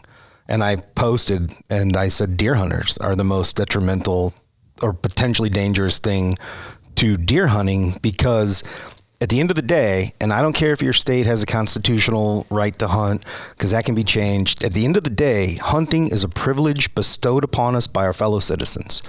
Right now, about 6% of us hunt. That means 94% of people allow us the privilege of continuing this tradition in this country. And they do that because they believe that hunting is about tradition and food. It's about camaraderie with people you care about, spending time in nature. As society figures out that hunting has shifted away from that to a more ego-driven, NASCAR-like sport, where it's about competition and a score, you're gonna lose the public. And eventually, the public will take away our privilege to continue this tradition if they don't agree or align with why we do it. So when you're thinking about posting something negative, when you're thinking about calling someone out, when you're thinking about posting a picture of a bloody deer with its tongue hanging out, think about the impact that you may be having on somebody that doesn't think like you. Somebody that doesn't get up in the morning and sit in the frosty dawn and understand all of the intrinsic values of hunting far beyond getting a deer. But at the end of the day, that's what they think it's about. They think it's about getting a deer for food, spending time with people you love, and doing something that's traditional in this country. And those are the values that we need to get back to as hunters so we can continue to have the public support and the privilege to continue hunting into the future. Yeah, and And Jeremy wrote bingo. So shout out to Jeremy. That's well said. And I just want to take a moment just to thank you, Jason, for all your hard work, because I see all these comments and I take them personally because I know you, and thank you again for coming to Savannah and my wedding. We really appreciated that. That was an honor to see you there. But I mean, I just know your backstory. You're a small town kid here in mid-Missouri that loved deer so much. You dedicated your life to it, and you were so good at your job, you kept getting promoted. It's not like you woke up and were like Christmas morning as a kid one day, like, I'm going to be a director of MDC. It wasn't like that at all. You're just so good, so talented, and care so much for Missouri. Your rise through the ranks is incredible and deserved. And I just wish more people understood that about you and how good of a job that you're doing, and just respect, man. Appreciate you sitting down with us. We saw it more than 10 years ago. We talked about it more than 10 years ago, and couldn't be happier to have you in the chair, man. Well, I appreciate that. I'm humbled by it. It's still it's been a year and a half, almost 2 years now in the director role, but as you mentioned, moving up through the ranks. And 15 years ago, people would tell me not terribly different things. You'd brand like, nah. I'm not that guy, right? I'm not that guy. But I care deeply about the work. I care deeply about the people who are passionate about conservation, right? And it's a great state. It's an amazing state. Yeah, it's not an easy role, and you take plenty of criticism. That's okay, right? Like, at least people care. That's the Mike Hubbard, former turkey biologist. He was my supervisor a couple of different times in the agency, was a deputy director before he retired. And we'd have many conversations about these struggles, right? Like, where are we? Where are we with deer management? Where are we with turkey management? Where are we with the public trust? And he'd often, after several hot emails back and forth in the public or a bad phone call, often tell me, like, hey, people here care, right? Like, there's no better scenario to be in than have a public that is passionate about their outdoor resources. And so, yeah, it's a pleasure. It's an honor. I appreciate you guys providing the forum to have these conversations. And just at the end of the day, yeah, while I love deer, I care about conservation in Missouri, and I care most about ensuring we can maintain the public's trust. That's the way that this model carries itself forward, and that's what we're going to continue to try to work on. Awesome. Yeah. All right. Deputy Shags, Deputy Brandon, we'll ride. Yeah, let's do it. All right. Tell them hell's coming with me. Gear review coming up next. End of the podcast, the beginning of a gear review. Brandon, what are you reviewing for us today? You caught me off guard, man. Well, how about we all go around and just say our favorite thing about the department? Because how about something you got for Christmas? We didn't. I got. Yeah, okay, I can do that. Does that work? I mean, I didn't get anything too exciting. That's because we didn't do presents this year. I know, right? Yeah, it's your call. No, that's fine. Savannah, we didn't do big gifts because we're going to St. Lucia here next week for our honeymoon. Mm-hmm. So she got me a laser to put on my putter to help with my putting, to help line things up. So, yeah, that was my... Can you use that to practice, or can you use it when you're actually putting? You're supposed to use it when you're it's just a practice tool. Remember... when nobody's watching. Well, that's why she's like, no, you can take it out there. I was like, yeah, right. Like, they're gonna let me be using this laser because it goes down the shaft off the club and like directly line. So you can just see it like, all right, if I hit it straight, it's going in. And yeah, so that's what I got. I'm gonna call you out on that when we're on the green. I'll put it in my bag just so you can use it. American Outdoor Brands has a meat processing company called Meat, and Lauren got me a chamber sealer, so like a vacuum sealer step up. So in more of the conversation that we've been talking about and me trying to hear myself and adhere to my own advice, I want to become much more proficient at making sausages and using the deer meat that I have better, and hopefully giving myself reasons to kill more deer. Right now, I'm one of those guys that doesn't shoot the does because my daughter kills a deer, my wife kills a deer, I kill a deer. What am I going to do with it all? So if I can get really good at making summer sausage and snack sticks and bratwurst, and I can give them away as gifts and hopefully influence more people that hunting is a good thing through those gifts. So I'm very thankful to have that important piece of the puzzle for doing that. So the chamber sealer from Meat. I got a new dehydrator, right? Same theme, right? Like, you only eat ground deer so many ways. Mm-hmm. And so, yeah, I got a really nice big dehydrator. I like to do whole meat, jerky, as opposed to grinding it up and doing the sticks. And so, yeah, I'm looking forward to putting that thing to use because, like you, we're going to have plenty of deer in the freezer that need some other ways to be consumed. So, oh, man, growing up as a kid, Mom used to put all sorts of fruit in that stuff. That was our snack. Well, yeah, and I've had the little ones, the little round ones. It feels like it takes 18 hours for that thing to dry out. Blowing on it. Yeah. And then when it does, it feels like it's like peanut brittle, right? Like it's just so crispy that, yeah, I'm looking forward to testing it out. That'd be great. That's awesome. All right, we'll see you down the trail.